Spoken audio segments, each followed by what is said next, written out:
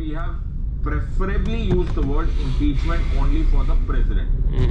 Since हम लोगों ने वो USA से लिया है, there is a kind of duplication of the word, and we are using the word impeachment both for the removal of the judge of the Supreme Court as well as of the president. बताओ, देखो भाई, Technically speaking, turning light भी नहीं देते। Only in Article 61. Article 61 का impeachment. Okay, lecture पे focus करते हैं। स्टेट होंगे तो उनके सारे बहुत सारे पावर्स होंगे। So we can do this as executive powers, executive power, legislative power, judicial power, military power, diplomatic power. Financial power. भाई अगर मैं इतना ही पढ़ लो तो सब कुछ पढ़ लिया आपने। कोर्स ही खत्म हो गया। कोर्स ही खत्म हो गया। Because he has got All the powers. Some very crucial components here. So we'll do one by one some of these powers, then you'll understand this. Okay, this will be a brief up of this entire topic. So executive powers में Article 53 is a very crucial discussion. Article 53 executive power का।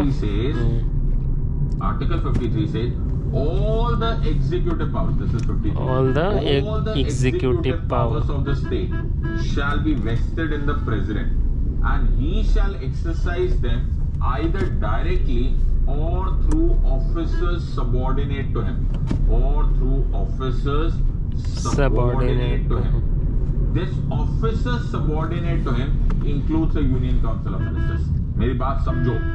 All the executive powers of the state are vested in the president, who shall exercise them either directly or through officers subordinate to him. And officers subordinate to him includes Union Council of Ministers. Okay. So now this Union Council of Ministers के साथ कुछ और ही problem. सारा office तो उसके नीचे ही आता है। 74 says that the Union Council of Ministers shall give aid and advice to the president.